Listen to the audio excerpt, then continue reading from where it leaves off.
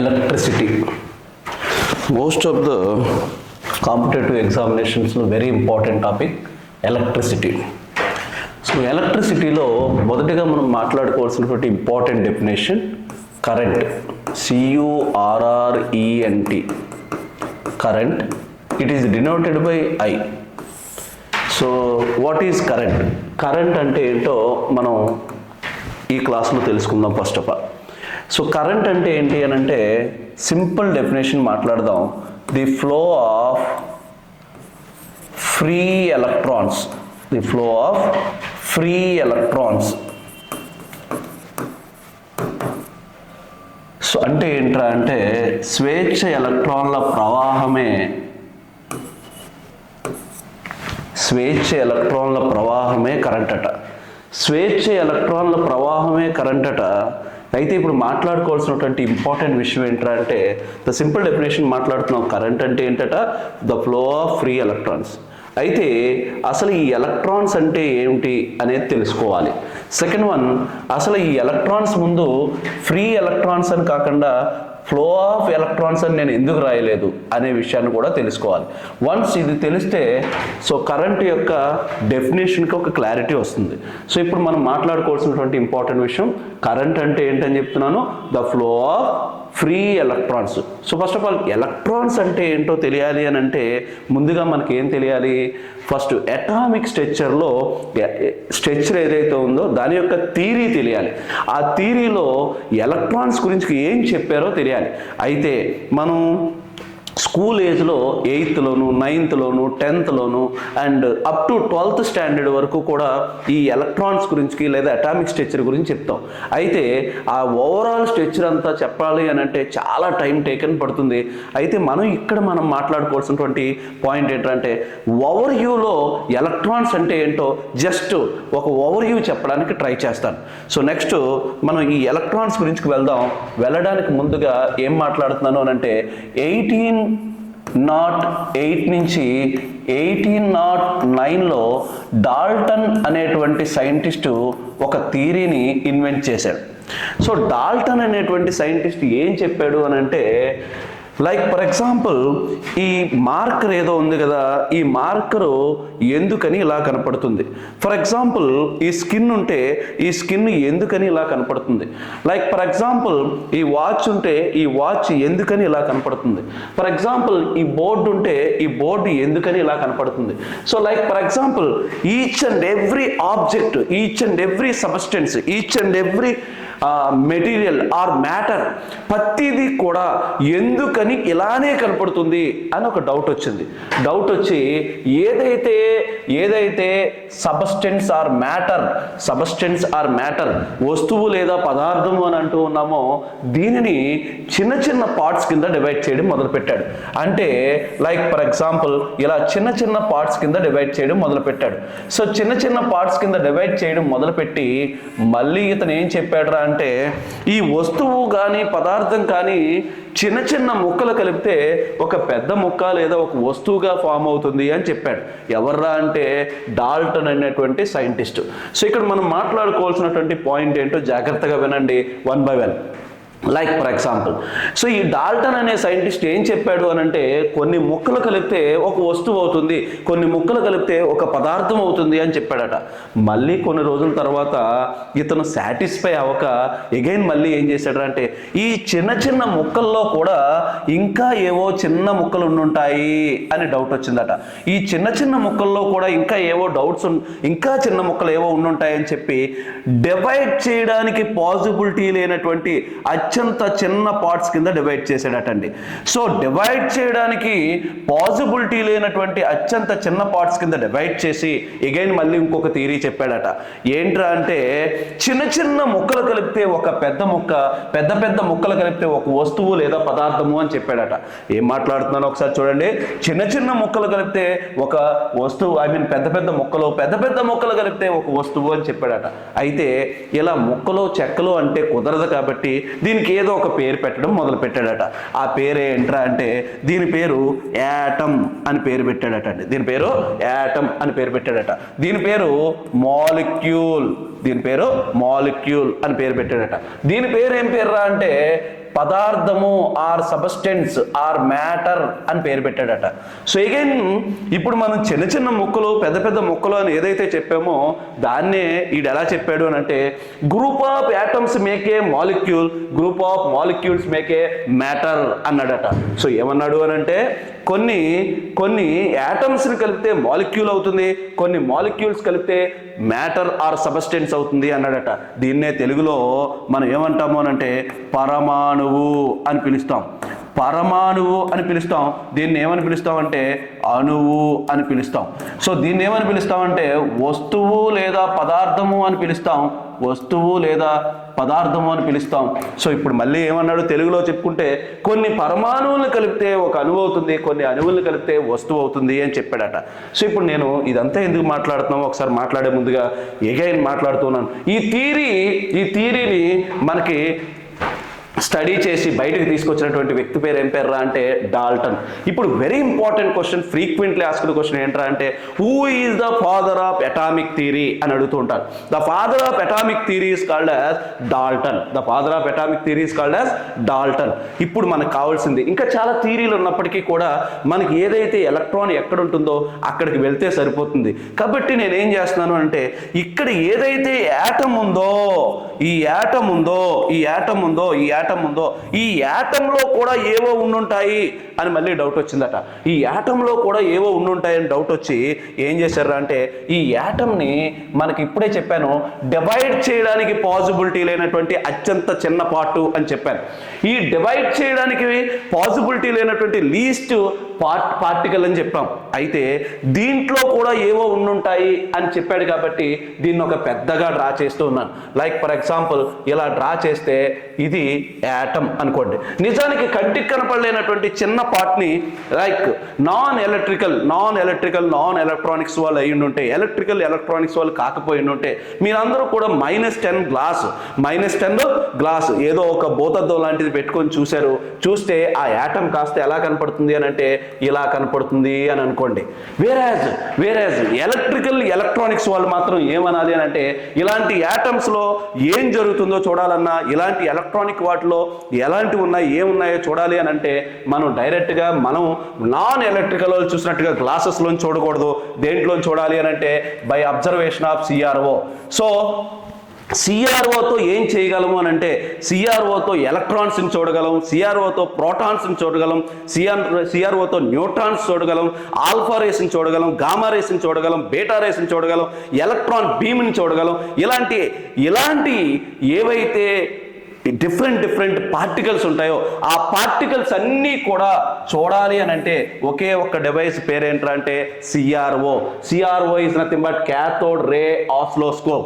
ఈ క్యాథోడ్ రే ఆసిలోస్కోప్ నుంచి మనం ఒక యాటమ్ని చూస్తూ ఉంటే దాని యొక్క స్ట్రక్చర్ ఒకవేళ ఇలా ఉండుంటే, నేను మాట్లాడుతూ ఉన్నది ఒకవేళ ఇలా ఉండుంటే, ఆ యాటమ్ కనుక ఇలా ఉండుంటే ఏం జరిగింది అని అంటే ఇది నేను ఓవరాల్ థియరీ మాట్లాడట్లేదు. ఈ కరెంట్కి సంబంధించినటువంటి పార్టీషన్కి రిలేటెడ్గా ఏదైతే రిక్వైర్మెంట్ ఉందో ఆ రిక్వైర్మెంట్ గురించి మాత్రమే మాట్లాడుతున్నాను. ఇప్పుడు ఏం జరిగిందంటే ఈ యాటమ్ చిట్ట చివరిలో ఎవరో ఉన్నట్టుగా ఎవరో చూశారట. చూసి ఈ చిట్ట చివరి కక్షలో ఎవరో ఉన్నారు అని పేరు పెట్టారట. ఎవరో ఉన్నారు, వాళ్ళు ఎవరు అని అంటే ఎలక్ట్రాన్స్ అని పేరు పెట్టారటండి. సో ఇక్కడ నా పాయింట్ ఏం మాట్లాడాలనుకున్నాను చూడండి. ఎవ్రీ యాటమ్ అవుటర్ పెరిఫెరీలో వ్యాలెన్సీలో ఏముంటాయి అని అంటే ఎలక్ట్రాన్స్ ఉంటాయి అని చెప్పాడట. సో ఇక్కడ ఇలా చెప్పినటువంటి సైంటిస్ట్ పేరు ఏం పేరు అంటే జేజే థామ్సన్. ఈ జేజే థామ్సన్ అనేటువంటి వాడు ఏం చెప్పాడు అని అంటే అవుటర్ పెరిఫెరీ వ్యాలెన్సీలో ఏమున్నాయనంటే ఎలక్ట్రాన్స్ ఉన్నాయి అని చెప్పాడట. సో నెక్స్ట్ దీనికి లింక్డ్గా ఉన్నటువంటి 1, 2 చెప్పిన తర్వాత అగైన్ మళ్ళీ మనం కంటిన్యూ చేద్దాం ఎలక్ట్రాన్స్ గురించి. ఈ ఎలక్ట్రాన్స్కి జస్ట్ ఇన్సైడ్ చూస్తే మరొకటి ఏవో ఉన్నాయి అని తెలిసిందట. సో ఈ ఎలక్ట్రాన్స్కి జస్ట్ ఇన్సైడ్ చూస్తే మరొకటి ఏవో ఉన్నాయని తెలిసిందట. వీటి పేర్లు ఏం పేర్రా అంటే ప్రోటాన్స్ అని పేరు పెట్టాడటండి. సో ఈ విషయాన్ని చెప్పినటువంటి సైంటిస్ట్ ఎవర్రా అంటే రదర్ఫోర్డ్. సో ఈ రదర్ఫోర్డ్ అనేటువంటి వాడు మళ్ళీ ఏం చెప్పాడు అంటే, అరే బాబు, ఎలక్ట్రాన్స్కి జస్ట్ ఇన్సైడ్ ఏమున్నాయనంటే ప్రోటాన్స్ ఉన్నాయని అన్నాడట. ఎగైన్ మళ్ళీ మాట్లాడితే సెంటర్లో మరొకటి ఏదో ఉందట. దాని పేరు ఏం పేర్రా అంటే న్యూట్రాన్. ఈ విషయాన్ని చెప్పినటువంటి సైంటిస్ట్ ఎవరు అంటే జేమ్స్ చాద్విక్. సో ఇప్పుడు మనం మాట్లాడుకోవాల్సినటువంటి ఇంపార్టెంట్ విషయాలు ఏంట్రా అంటే, ఎవ్రీ ఆటమ్, ఈ ఆటమ్ మేబీ ఏమై ఉండొచ్చు అని అంటే కాపర్ అయి ఉండొచ్చు, గోల్డ్ అయి ఉండొచ్చు, అల్యూమినియం అయి ఉండొచ్చు, సిల్వర్ అయి ఉండొచ్చు, లైక్ వుడ్ అయి ఉండొచ్చు, పీవీసీ అయి ఉండొచ్చు, రబ్బర్ అయి ఉండొచ్చు, పేపర్ అయి ఉండొచ్చు, లేదా స్కిన్ అయి ఉండొచ్చు. ఏదైనప్పటికీ కూడా దాన్ని ఆటమ్గా తీసుకుంటే స్ట్రక్చర్ మాత్రం ఎలా ఉంటుందని అంటే అవుటర్ పెరిఫెరీలో వ్యాలెన్సీలో ఎలక్ట్రాన్స్ అని, దానికి జస్ట్ ఇన్సైడ్ ఏముంటాయనంటే ప్రోటాన్స్ అని, సెంటర్లో ఏముంటాయనంటే న్యూట్రాన్స్ అని చెప్పారట. ఇప్పుడు మళ్ళీ మాట్లాడుతూ ఉంటే కనుక ఈ ప్రోటాన్స్ని న్యూట్రాన్స్ని కలిపి న్యూక్లియస్ అంటాము, కేంద్రకము అని అంటాము. సో ఈ ప్రోటాన్స్ని న్యూట్రాన్స్ని కలిపి ఏమని పిలుస్తున్నాము అని అంటే న్యూక్లియస్ అని అంటున్నాం. సో ఇప్పుడు నా పాయింట్ ఏంటో ఒకసారి జాగ్రత్త చూద్దాం. సో ఇప్పుడు ఏంటి, ఇక్కడ 3 ఉన్నాయి. ఒకటి ఎలక్ట్రాన్స్ అనేటువంటివి ఉన్నాయి, తర్వాత ప్రోటాన్స్ అనేటువంటివి ఉన్నాయి, న్యూట్రాన్స్ అనేటువంటివి ఉన్నాయి. ఈ 3 కాదు, ఇంకా చాలా ఉంటాయి. పొజిట్రాన్స్ ఉంటాయి, ఇంకా ఆల్ఫా రేస్ ఉంటాయి, గామా రేస్ ఉంటాయి, ఇలా చాలా ఉంటాయి. అయితే ఇక్కడ మనం మాట్లాడుకోవాల్సినటువంటి పాయింట్ ఏంటి అని అంటే, మనకు కావాల్సినటువంటి ఈ ఎలక్ట్రాన్స్ గురించి మాత్రమే మనం మాట్లాడాలి. ఈ ఎలక్ట్రాన్స్ గురించి మాత్రమే మాట్లాడాలి అని అంటే ఏంటో ఒకసారి చూద్దాం. ఎలక్ట్రాన్స్ని కనుక్కున్నది ఎవర్రా అంటే జే థామ్సన్ అని మనం మాట్లాడాం. సో ప్రోటాన్స్ని ఒకరు కనుక్కున్నారు, వాళ్ళ పేరు ఏం పేర్రా అంటే రదర్ఫోర్డ్. సో న్యూట్రాన్స్ని ఒకరు కనుక్కున్నారు, వాళ్ళ పేరు ఏం పేర్రా అంటే జేమ్స్ చాద్విక్. సో దీనికి నోట్స్ నేను కింద డిస్క్రిప్షన్లో ఇస్తాను. సో ఇక్కడ ఈ ముగ్గురు గురించి మనం మాట్లాడితే ఒక చిన్న రీసెర్చ్ జరిగింది. ఆ రీసెర్చ్ ఏంట్రా అంటే, ఫర్ ఎగ్జాంపుల్ ఈ జే థామ్సన్ ఎవరైతే ఉన్నారో అతను ఏం చేశాడు అని అంటే సిల్వర్ అనేటువంటి ఒక వస్తువుని తీసుకున్నాడు. సిల్వర్ అనేటువంటి వస్తువుని తీసుకుంటే ఈ సిల్వర్లో వ్యాలెన్సీలో ఒక్కటే ఎలక్ట్రాన్ ఉందట. ఫర్ ఎగ్జాంపుల్ కాపర్ అనేటువంటిది తీసుకున్నాడట, 2 వ్యాలెన్సీ ఎలక్ట్రాన్స్ ఉన్నాయట. ఫర్ ఎగ్జాంపుల్ మెర్క్యూరీ అనేటువంటిది తీసుకున్నాడట, అందులో 3 వ్యాలెన్సీ ఎలక్ట్రాన్స్ ఉన్నాయట. ఫర్ ఎగ్జాంపుల్ అల్యూమినియం తీసుకున్నాడట, 3 వ్యాలెన్సీ ఎలక్ట్రాన్స్ ఉన్నాయట. ఫర్ ఎగ్జాంపుల్ గోల్డ్ తీసుకున్నాడట, 3 వ్యాలెన్సీ ఎలక్ట్రాన్స్ ఉన్నాయట. ఫర్ ఎగ్జాంపుల్ కార్బన్ తీసుకున్నాడట, 4 వ్యాలెన్సీ ఎలక్ట్రాన్స్ ఉన్నాయట. ఫర్ ఎగ్జాంపుల్ ఫాస్ఫరస్ తీసుకున్నాడట, 5 వ్యాలెన్సీ ఎలక్ట్రాన్స్ ఉన్నాయట. ఫర్ ఎగ్జాంపుల్ యాంటీమోనీ తీసుకున్నాడట, సో 5 వ్యాలెన్సీ ఎలక్ట్రాన్స్ ఉన్నాయట. ఫర్ ఎగ్జాంపుల్ వుడ్ తీసుకున్నాడట, 7 వ్యాలెన్సీ ఎలక్ట్రాన్స్ ఉన్నాయట. ఫర్ ఎగ్జాంపుల్ పీవీసీ తీసుకున్నాడట, 8 వ్యాలెన్సీ ఎలక్ట్రాన్స్ ఉన్నాయట. ఫర్ ఎగ్జాంపుల్ సెరామిక్ తీసుకున్నాడట, 8 వ్యాలెన్సీ ఎలక్ట్రాన్స్ ఉన్నాయట. ఇక్కడ ఈ జే థామ్సన్ అనేవాడు ఏం చెప్పాడు అంటే, ప్రతి వస్తువుని తీసుకొని ఈచ్ అండ్ ఎవ్రీ వస్తువులో యాటంలో the maximum number of electrons ఎన్ని ఉన్నాయో కాలిక్యులేట్ చేశాడట.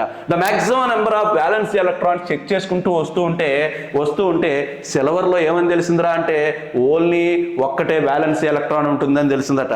లైక్ ఫర్ ఎగ్జాంపుల్ సెరామిక్లో ఎన్ని ఉంటాయని తెలిస్తే మ్యాక్సిమం 7 ఉంటాయని తెలిసిందట.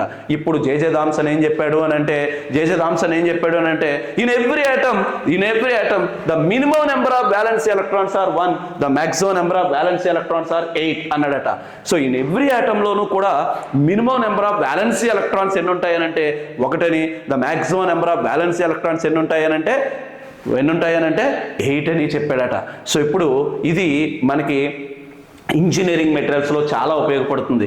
అంటే ఎక్కడైతే 3 కన్నా తక్కువ లైక్ ఫర్ ఎగ్జాంపుల్ 3 కన్నా తక్కువ వ్యాలెన్సీ ఎలక్ట్రాన్స్ ఉంటాయో వాటిలన్నిటిని కూడా ఏమని పిలుస్తారు అంటే కండక్టర్స్గా పిలుస్తారు.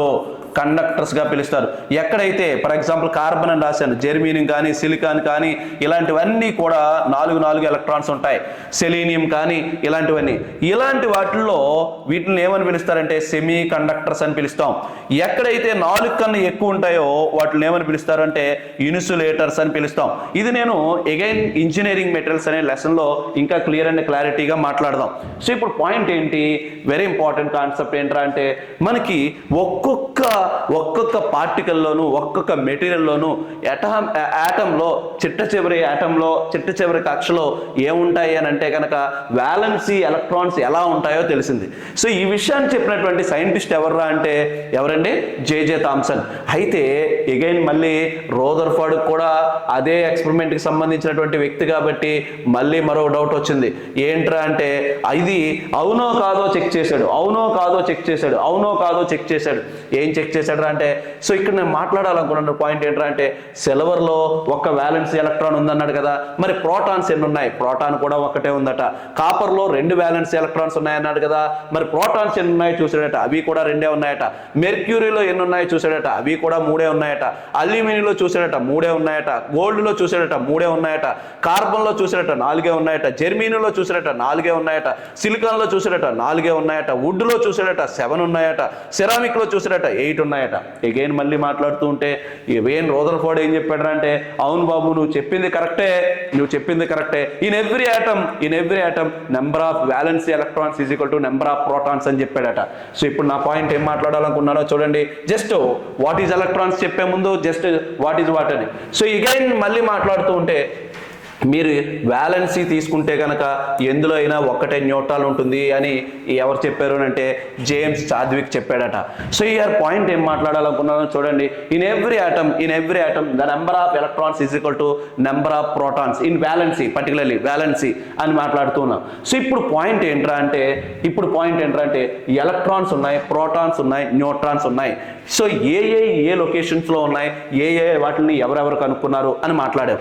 సో ఇప్పుడు మళ్ళీ మాట్లాడితే ఒకసారి జాగ్రత్తగా చూస్తే మళ్ళీ కొన్ని సింపుల్గా మీకు డయాగ్రామ్లో డ్రా చేసినప్పుడు నేను డ్రా చేసినప్పుడు చాలా చిన్నగా ఏం డ్రా చేశాను అని అంటే ఏంటండి, ఎలక్ట్రాన్స్ డ్రా చేశాను. సో చాలా చిన్నగా ఎలక్ట్రాన్స్ డ్రా చేశాను. దాని లోపల ప్రోటాన్స్ గురించి చెప్పాను. సో దాని లోపల కొంచెం పెద్దగా ప్రోటాన్స్ చెప్పాను. దాని లోపల న్యూట్రాన్స్ ఇంకా కొంచెం పెద్దగా వేశాను. Here very important.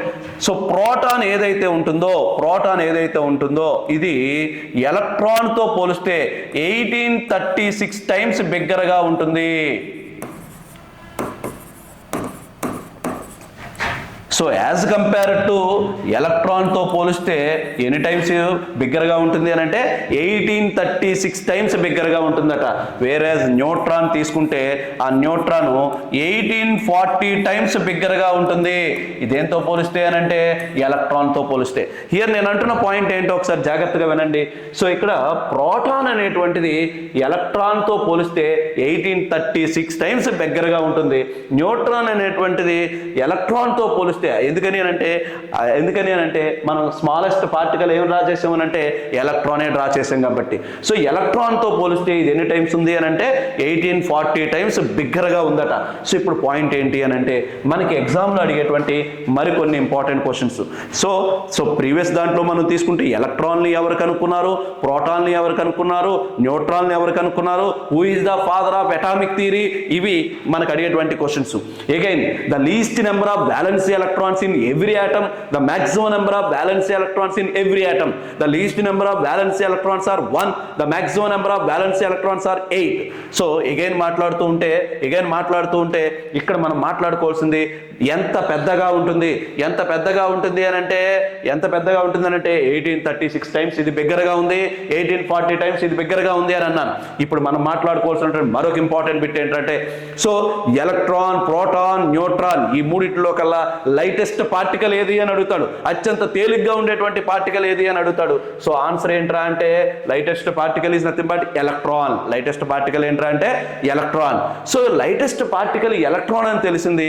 అగైన్ మనం మాట్లాడుకుంటే కొన్ని టెక్స్ట్ బుక్స్లోను, కొన్ని ఆన్లైన్ ఎగ్జామ్స్లోను ఇక్కడ ఇది 1836, 1840 కదా. చాలా టెక్స్ట్ బుక్స్లోను, కొన్ని వెబ్సైట్స్లోను ఏమవుతుంది అని అంటే ఈ రెండిట్లకి కూడా 1840 టైమ్సే ఉంటుంది. అంటే ఎగ్జాంపుల్కి మీకు ఎగ్జామ్లో కనుక proton weight as compared to electron అని ఇచ్చి ఆప్షన్స్ కనుక మీకు ఇలా ఇచ్చాడు అని అనుకోండి, 1830 times, 1840 times, 1850 times, 1850 times, 1860 times ఇలా ఇచ్చాడు అని అనుకోండి. ఇక్కడ కొన్ని టెక్స్ట్ బుక్స్లో రెండిటిని కూడా న్యూట్రాన్తోనే కంపేర్ చేస్తున్నారు.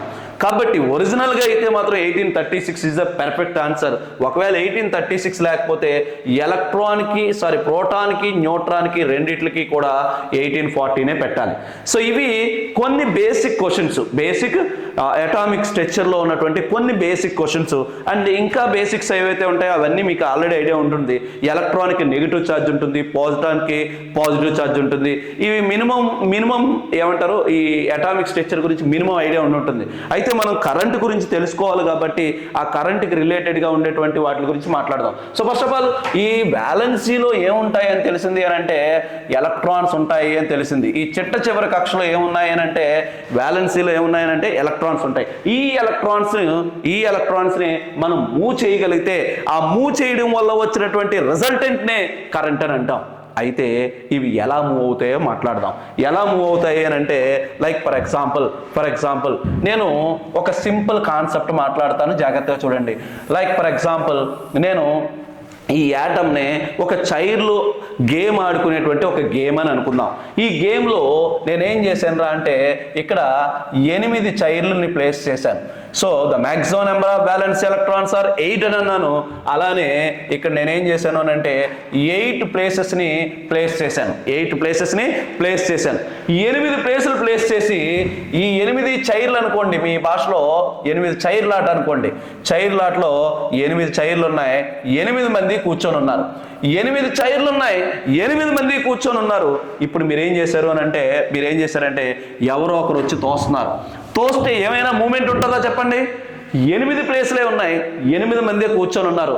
8 మందే కూర్చొని ఉంటే ఇక్కడ మనం ఒకరు వచ్చి తోసారు, ఏ విధమైనటువంటి మూమెంట్ ఉండదు. ఇద్దరు వచ్చి తోసారు, ఏ విధమైనటువంటి మూమెంట్ ఉండదు. లైక్ ఫర్ ఎగ్జాంపుల్ 8 మందికి 8 మంది వచ్చి తోసారు, ఏమైనా మూమెంట్ ఉంటుందా అంటే 8 ప్లేసులు ఉన్నాయి, 8 మంది ఉన్నారు. ఎంతమంది వచ్చినా సరే, ఎంతమంది తోసినా సరే ఇది ఏంటండి మూవ్ అవ్వదు. ఎందుకని అని అంటే ఇక ప్లేస్ లేదు కాబట్టి. ఫర్ ఎగ్జాంపుల్ నేను అంటున్న పాయింట్ 8 కాకుండా 80 మంది వచ్చి తోసారండి, ఏమవుద్దండి? ఈ లైక్ 80 మంది వస్తే ఏమవుద్ది అని అంటే ఈ చైర్లన్నీ డ్యామేజ్ అవుతాయి తప్ప ఈ ఎలక్ట్రాన్స్ కానీ ఈ ప్లేసెస్ కానీ చైర్లో ఉన్నటువంటి పర్సన్స్ కానీ మూవ్ అవడానికి ఛాన్సే లేదు. ఇప్పుడు మనం మాట్లాడుకోవాల్సినటువంటి పాయింట్ ఏంటో ఒకసారి జాగ్రత్తగా చూడండి. ఒకవేళ ఒక ప్లేస్లో ఖాళీగా ఉందండి, ఒక ప్లేస్లో ఏంట్రా అంటే ఖాళీగా ఉందండి. సో ఈ ప్లేస్లో ఎలక్ట్రాన్ లేదు. ఈ ప్లేస్లో ఎలక్ట్రాన్ లేకపోతే ఇప్పుడు చెప్పండి, ఒక్కరు వచ్చి తోశారు, ఇద్దరు వచ్చి తోశారు. తోస్తే ఈ ప్లేస్ ఖాళీలో ఉన్నటువంటి ప్లేస్లోకి మూవ్ అవ్వలేకపోవచ్చు. కానీ 7 మంది ఉన్నారు కదా, 7 వచ్చి తోసారు. అప్పుడు చిన్నదైనా మూమెంట్ ఉంటుందా ఉండదా? ఎందుకనంటే చిన్న ప్లేస్ ఖాళీగా ఉంది కాబట్టి ఖచ్చితంగా ఏమవుతుంది అని అంటే ఎంతో కొంత మూమెంట్ అయితే ఉంటుంది. ఇప్పుడు ఫర్ ఎగ్జాంపుల్ నేను అంటున్న పాయింట్ ఏంటో ఒకసారి జాగ్రత్తగా చూడండి. ఈసారి నేనేం మాట్లాడుతున్నాను అంటే లైక్ ఈసారి మన దగ్గర 8 ప్లేసులు ఉన్నాయి, 8 ప్లేసులు ఉన్నాయి. కానీ ఏం జరిగింది అని అంటే ఈ 8 ప్లేసెస్లోనూ కూడా ఒక్కటే ఎలక్ట్రాన్ ఉందట, 7 ప్లేసులు ఖాళీగానే ఉన్నాయట. ఇప్పుడు చెప్పండి, నాకు ఒక విషయాన్ని చెప్తే లైక్ ఫర్ ఎగ్జాంపుల్ ఒక్కటే ఎలక్ట్రాన్ ఉంది, ఒక్కటే పర్సన్ ఉన్నాడు. ఇప్పుడు చెప్పండి, ఒక్కరు వచ్చి ఇలా తోసారు, తొయ్యగానే ఏమవుతుందంటే ఈ ప్లేస్ నుంచి ఇలా రౌండ్గా ఈజీగా తిరగలుగుతుంది. అవునా కాదా?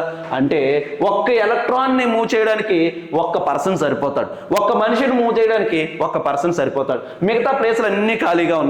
ఇది చాలా ఫ్రీగా మూవ్ అవుతుంది. ఈ టైప్ ఆఫ్ ఎలక్ట్రాన్స్ని ఏమంటాం అంటే ఫ్రీ ఎలక్ట్రాన్స్ అని అంటాం.